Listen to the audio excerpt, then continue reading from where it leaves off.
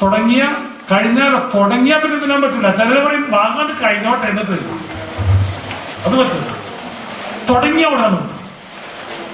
തുടങ്ങിയ വായിലെല്ലാം ആ ഭക്ഷണം കൂടെ തൊപ്പിക്കളയാം. ഞാൻ വെള്ളം കുടിച്ചില്ലോ എന്നുള്ളത്, അത് വെള്ളം കുടിക്കേണ്ട. ഞാൻ നേരത്തെ പറഞ്ഞില്ല ഭക്ഷണം കഴിച്ചു കൊടുത്താൽ വെള്ളം കുടിക്കേണ്ടതാണ്. അപ്പൊ അതൊരു ചാൻസ്. വെള്ളം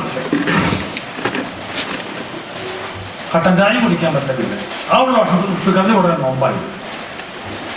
പിന്നീട് സൂര്യാസ്തമനം വരേക്കും നോമ്പ് മുറിയുന്ന കാര്യങ്ങൾ ശ്രദ്ധിക്കേണ്ട നിർബന്ധമാണ്. നമുക്കൊക്കെ വളരെ സുഖമാണ്, നല്ല കാലാവസ്ഥ. ഇതിലൊക്കെ ഞാൻ നോമ്പ് നല്ല തയ്യാറാവാം. പെട്ടെന്ന് നോമ്പ് നിർമ്മാണം മുമ്പ് തന്നെ. കാരണം ഭയങ്കര ചൂട്. മാത്രമല്ല 15 മണിക്കൂറാണ് പകല്. 15 മണിക്കൂർ നോമ്പടിക്കുക എന്നെ കൊണ്ട് വയ്യാണ്. അല്ലെങ്കിൽ റമദാൻ കുറെ ആയിട്ടേ വരുള്ളൂ. അപ്പൊ ഭയങ്കര ചൂട്. ഇതിലെന്റെ ഭക്ഷണ കാര്യങ്ങളൊന്നും അവിടെ ശരിയാകില്ല. എനിക്ക് കണ്ണൂർ ഭക്ഷണം, അതുകൊണ്ട് ഞാൻ വേഗം പോകുന്നു. അപ്പൊ നമുക്ക് അവിടെ ഇത് അനുഗ്രഹം, നല്ല കാലാവസ്ഥ, നോമ്പ് കളയണ്ട. 15 മണിക്കൂർ നോമ്പ് പിടിക്കണ്ടല്ലോ. ആ പാവങ്ങൾ 15 മണിക്കൂർ നോമ്പ് പിടിക്കണം ഈ ചൂടത്ത്. അപ്പൊ നമ്മുടെ ആ അനുഗ്രഹത്തെ നമ്മൾ കാണണം. അങ്ങനെ നോമ്പ് മുറിയുന്ന കാര്യങ്ങളെ സൂക്ഷിക്കൽ നിർബന്ധം.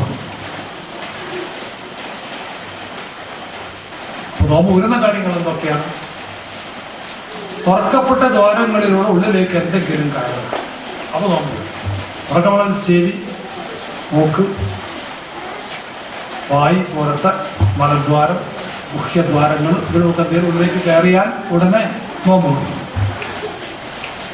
ആമരണം എന്നറിയപ്പെടുന്ന ഭാഗങ്ങളിലേക്ക്, ഇപ്പൊ വയറ്, മൂത്രസഞ്ചി, ആവരണം എന്ന് മറ്ററിയപ്പെടുന്ന നമ്മുടെ ആന്തരാവയവങ്ങൾ അതാണ്.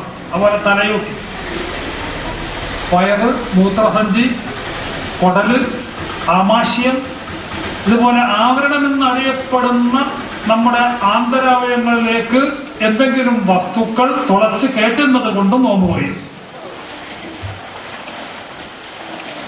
മസിലിൽ ചെയ്യപ്പെടുന്ന ഇഞ്ചക്ഷന് നോമ്പ് മുറിയൂല എന്ന്